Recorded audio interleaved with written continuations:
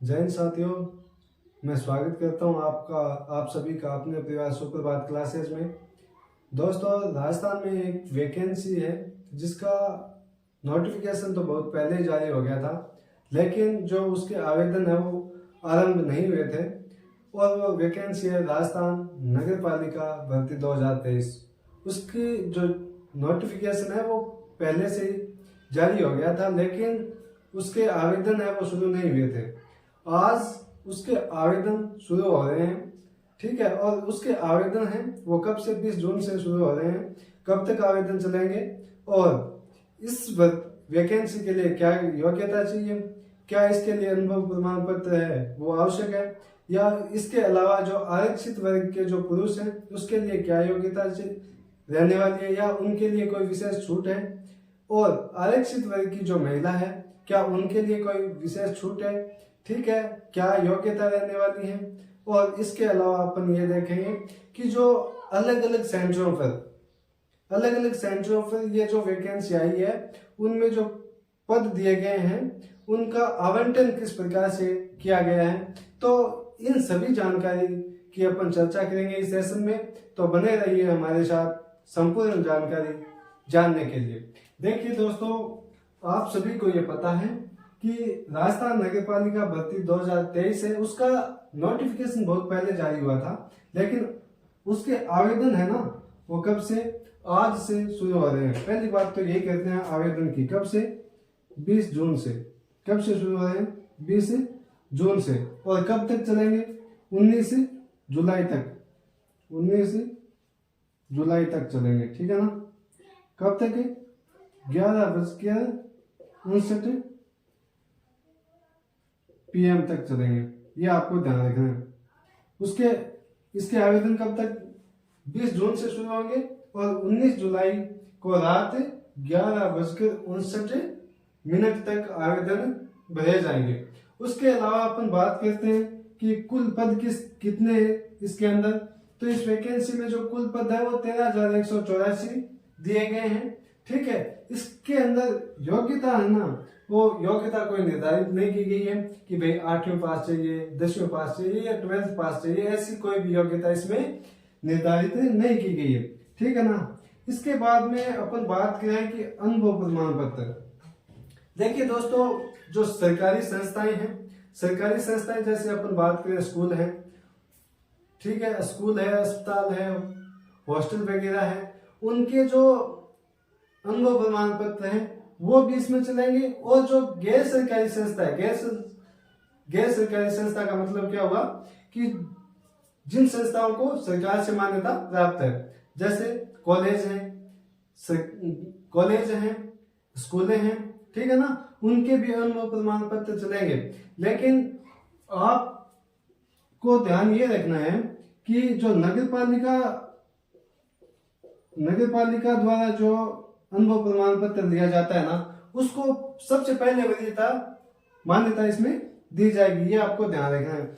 अब इसके बाद आपका सवाल ये हो सकता है कि इसमें अनुभव प्रमाण पत्र है वो कितने वर्ष का चलेगा।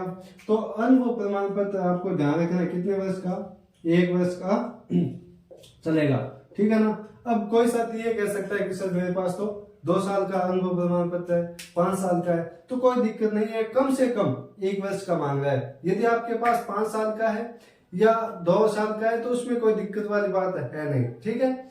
उसके बाद में अपन देखें कि आयु सीमा क्या रहने वाली है। तो देखिए दोस्तों, आयु सीमा है वो कब कितनी, 18 वर्ष से 40 वर्ष रहने वाली है। सामान्यतः ये कहा गया है कि आयु सीमा है वो कितनी, 18 वर्ष से 40 वर्ष के बीच होनी चाहिए। कब से कब तक होनी चाहिए ये, तो ये होनी चाहिए 1 जनवरी 2024 तक, ठीक है ना। 1 जनवरी 2024 तक आपकी आयु सीमा है वो 18 से 40 वर्ष के बीच होनी चाहिए, ये बात कही गई है आयु सीमा के अंदर। अब देखें कि जो आरक्षित वर्ग है उसमें जो पुरुष है उसके लिए आयु सीमा में कोई छूट है क्या। तो देखिए दोस्तों, इसके लिए 5 वर्ष की छूट है, ठीक है ना। 5 वर्ष की छूट का मतलब क्या हुआ कि ये जो अधिकतम वर्ष दे रखे हैं ना 40 वर्ष, वो आप इसमें जोड़ सकते हो, यानी 45 वर्ष तक जो जिस अभ्यर्थी की आयु है वो इस वैकेंसी का फॉर्म अप्लाई कर सकता है। ठीक है। और उसके अलावा अपन बात करें कि जो आरक्षित वर्ग की महिला है उसके लिए क्या कोई आयु में छूट है? जी हाँ, बिल्कुल है। इसके लिए 10 वर्ष की छूट दी गई, यानी 50 वर्ष तक की जो महिला है आरक्षित वर्ग की वो इस वैकेंसी के लिए फॉर्म अप्लाई कर सकती है। ठीक है। और अनारक्षित वर्ग के जो पुरुष हैं उनके लिए कोई विशेष प्रकार की छूट नहीं दी गई है आयु में।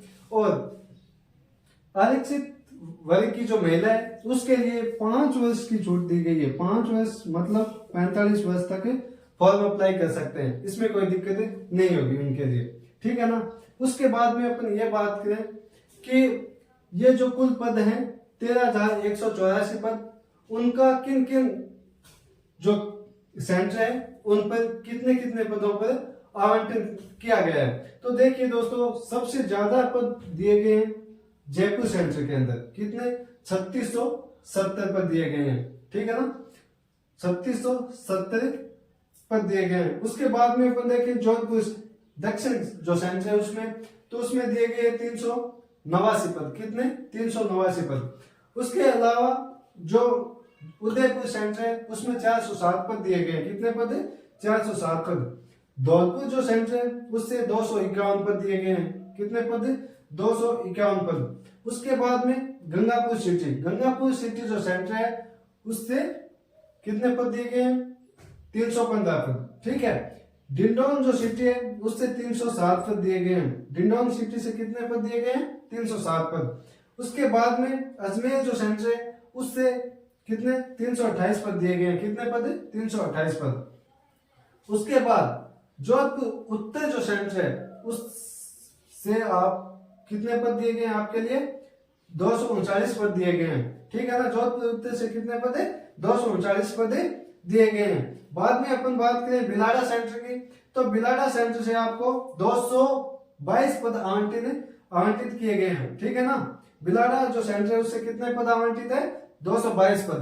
उसके बाद में अपन बात करें पाली की, तो पाली जो सेंटर है उससे 296 पद आवंटित किए गए हैं।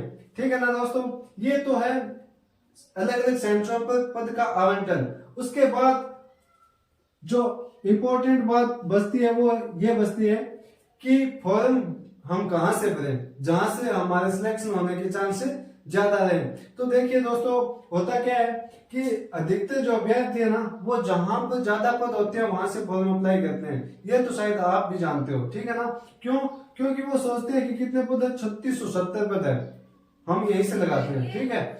और न्यूनतम पद या फिर जहां सबसे कम पद होते हैं वहां लगाते हैं कि यार यहां से कम लगाए जाते हैं पद। लेकिन मेरी सलाह आपको यही है कि आप मध्य को चुनिए, जो जहां पर मध्य साइज के जो पद है ना, जहां पर मध्य साइज के पद है वहां से आप फॉर्म अप्लाई करिए। वहां से सिलेक्शन होने के चांस ज्यादा रहते हैं। क्यों? क्योंकि वहां पर जो कैंडिडेट है वो जाते कम है। ठीक है ना।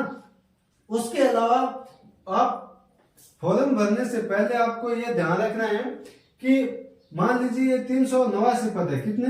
389 पद है। आपको एक बार मान के चलना है 389 पद है। तो इन 389 पदों में आपको यह देखना जरूरी है पहले कि कितने ओबीसी के पद है इसमें। ठीक है। कितने एससी के पद है, कितने एसटी के पद है, और उसके अलावा कितने जनरल के पद है, ये आपको देखना जरूरी है। ठीक है ना। ये देख करके आप यदि आप यहां से अप्लाई करते हो, ये सभी जानकारी देखने के पश्चात और बाद में आप फॉर्म अप्लाई करते हो, तो मेरे हिसाब से कोई दिक्कत नहीं रहनी चाहिए। ठीक है। और यदि फिर भी किसी प्रकार की दिक्कत आपको महसूस होती है तो आप बेझिझक करके कमेंट बॉक्स के अंदर कमेंट कर सकते हैं।